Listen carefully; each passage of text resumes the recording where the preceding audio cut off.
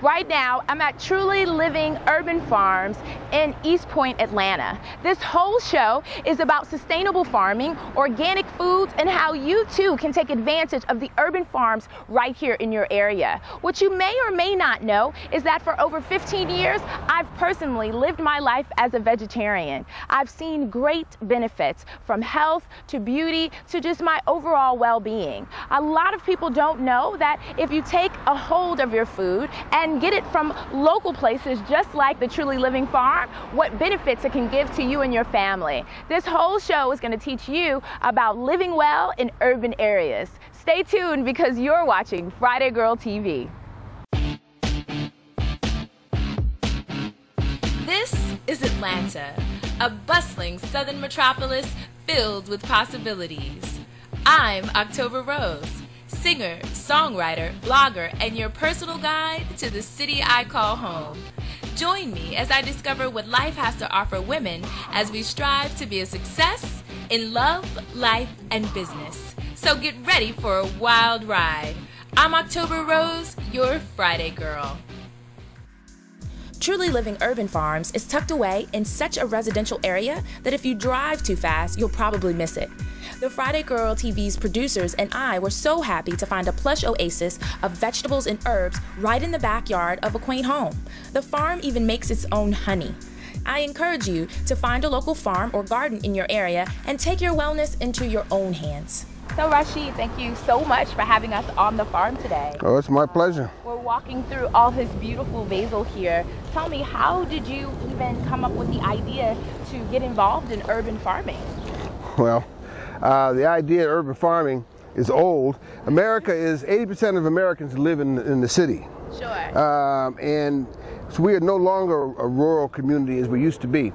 I put in my first garden when I graduated from university back in the early 70s. Okay. So people think the organic agriculture and urban agriculture is they think we're crazy now. You can imagine what they thought right, then. 40 years ago. Yeah. Where did you attend school? I went to undergraduate at Harvard. Oh, nice. And at graduate school at the University of Massachusetts. Very nice. So, I mean, how do you go to Harvard and then the University of Massachusetts and then tell everyone you're going to be a farmer? You know, why was it so important to you? My mother called me her educated farmer. So when I finished undergraduate, there was nobody there could even tell me how to get started in an agricultural career. Sure. Being a child of the 60s, we were talking about nation building, black power. Mm-hmm. If you're going to build a nation, if you're going to call yourself a nation, you have to be able to feed, clothe, and shelter your people. Exactly. So I decided I wanted to learn everything about food from the seed to the table. Gotcha. And I wanted to do that experientially and set out to do that many years ago.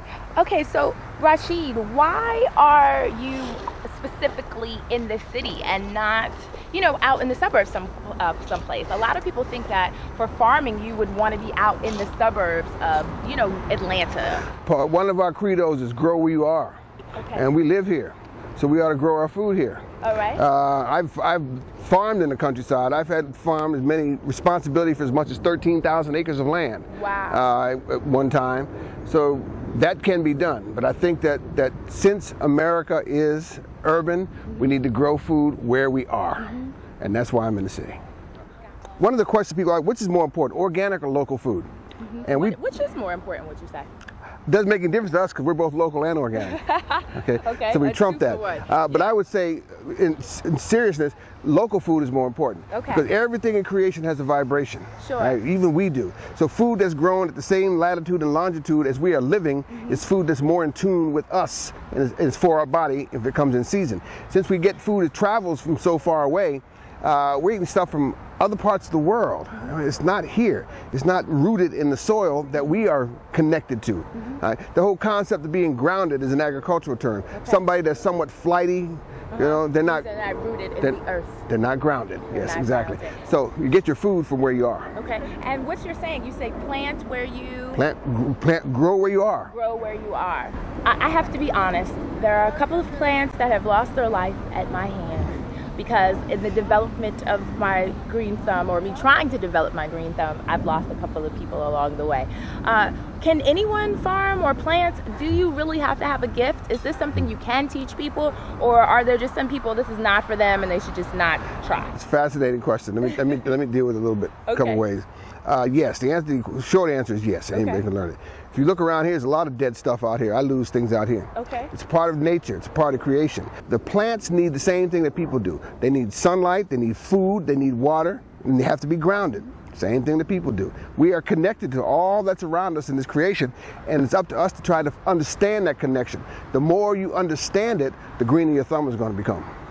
Well, I want to thank you so much, Rashid, for being on the show today. We definitely learned so much, and this is a beautiful place. If you live in Atlanta, you definitely want to come by the Truly Living Urban Farms, any of them, especially on Wednesdays when they have the farmers market. As I said, this whole episode is about sustainable farming, organic foods, just great living. So stay tuned, because I was able to catch up with Joe Washington of HGTV, and he's going to expand on this whole farming, gardening at home idea.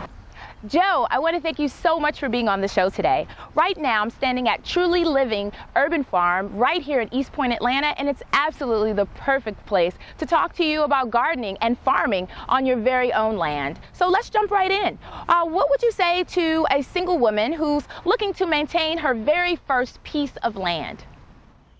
Well, what I like to tell people is to have a plan. When you have a yard, you know, kind of sketch out the footprint of your home on a piece of graph paper. Take inventory of the plants and things you have in your yard, your trees, and decide what you want to keep. Now, Joe, everyone has this problem. What can you recommend when you want to get rid of the weeds that are growing in your lawn?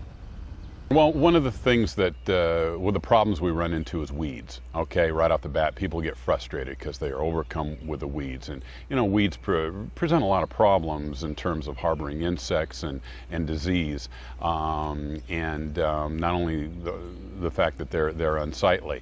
Then there's another, you know, issue with the weeds that pop up in our driveways, on our sidewalks, and in our flower beds. And for those weeds, I recommend Spectracide, weed, and grass killer. It's a non-selective herbicide. You spray it on the leafy part of the plant, works its way down to the root, and kills that weed entirely.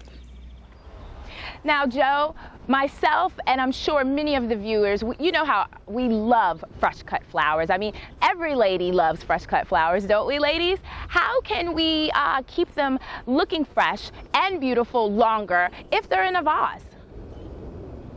The great thing about flowers like that is that you can cut them and you can bring them indoors and enjoy them, but you want to preserve them. You want them to last for maybe a week or two, and for that I recommend using 1/4 teaspoon of Clorox regular bleach in a quart of water.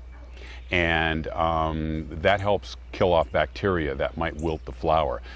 The other thing I like to do is to add a tablespoon of sugar to that solution to provide food to the flower, and also add a couple of tablespoons of lemon juice, which is citric acid, which keeps the little tubes inside the flower stem open, so water will continue to get to the flower and preserve it.